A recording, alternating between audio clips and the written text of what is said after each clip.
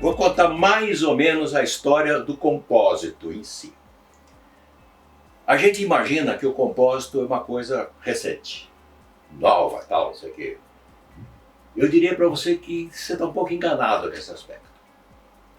O primeiro compósito que surgiu foi provavelmente na era terciária, quando o homem parou de morar em cavernas e ele começou a construir as suas casas. E ele descobriu, por acaso, que se ele misturasse esterco de animal no barro, o bloco de barro ficava mais resistente. Ele não sabia o porquê, mas ele misturava e até hoje se usa isso aí. Qual é o motivo desse negócio? O barro é o ligante do compósito da época. E a fibra de celulose que os animais comiam é o reforço. Então ele criou o primeiro compósito que tinha, que era argila com fibra de celulose. E isso foi usado durante muito tempo. E se desenvolveu isso na década de 40, teve um pessoal que começou a mexer com uma fibra sintética. E as primeiras fibras sintéticas, as duas primeiras fibras sintéticas que surgiram foi o amianto e a fibra de vidro. Na época da guerra, aí que começou a coisa pegar um pouco.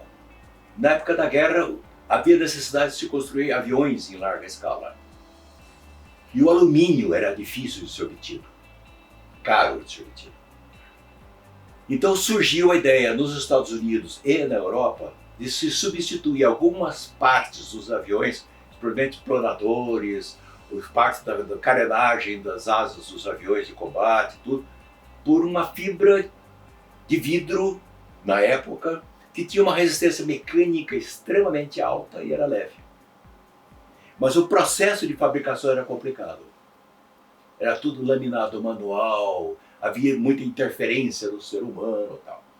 Aí apareceu um cidadão, que se chama Goldworthy, nos Estados Unidos, que fez uma primeira maquininha mecânica que fabricava o perfil por todo lado. Ele verificou o quê? Ele passava a fibra de vidro através de uma resina, passava através de uma matriz para fazer a polimerização e depois cortava. Esse conjunto, para poder ser tracionado com velocidade constante, etc., foi a patente dele. E essa patente foi chamada na época de Glastruder, que seria os significados de extrusão do vidro. E com isso se começou a fazer as barras de 2, 3, 4, 5 milímetros que seriam usados na estrutura de reforço dos aviões caça. E depois dos planadores que eram lançados, rebocados para ser a invasão da Normandia.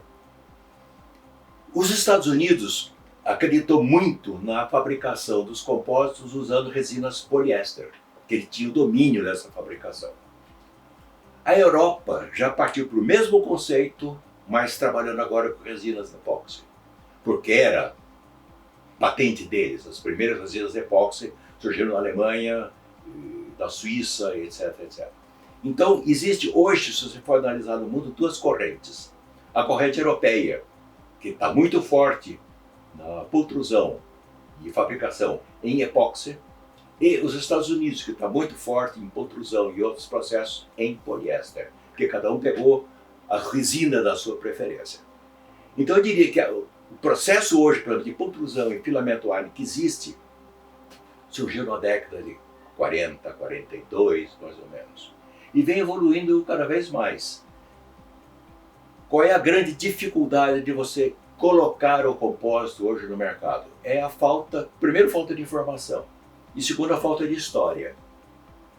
O aço, por exemplo, existe há 250, 300 anos. Ou seja, já existe uma história muito grande de utilização do aço. O compósito não existe isso. Fala-se, por exemplo, em tubulações que é feito ensaio de durabilidade de 50 anos. Não existe tubos com 50 anos de uso ainda. Deve estar beirando isso, mas não tem. Então tudo é feito por simulação. Você faz uma série de ensaios e extrapola o que vai acontecer daqui a 50 anos. Então, por exemplo, a fibra de vidro é talvez o produto, Só a fibra em si, ela é pelo menos 4 vezes mais resistente que o aço. E existem fibras mais nobres, a fibra de vidro é a mais barata e é a mais conhecida. Existem fibras de Kevlar, existem fibras de carbono, existem fibras de cerâmica, que são extremamente mais resistentes. Mas em compensação também são extremamente mais caras. Então aí tem uma questão de combinação custo-sacrifício.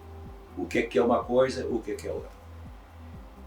Se imaginar, por exemplo, a gente fica pensando, bom, como isso aí funciona? Eu tenho medo de estar, por exemplo, num carrinho de parque de diversões que é feito em fibra de vidro. Bom, você voa normalmente. A viga principal da asa dos aviões Boeing é feita em fibra de vidro.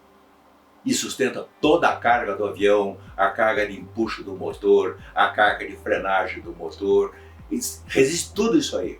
Então, o ônibus espacial que foi lançado, quase 60% dele era fibra de vidro. Não era bem fibra de vidro, vamos dizer, é mais uma mistura de carbono, Kevlar e outras fibras especiais.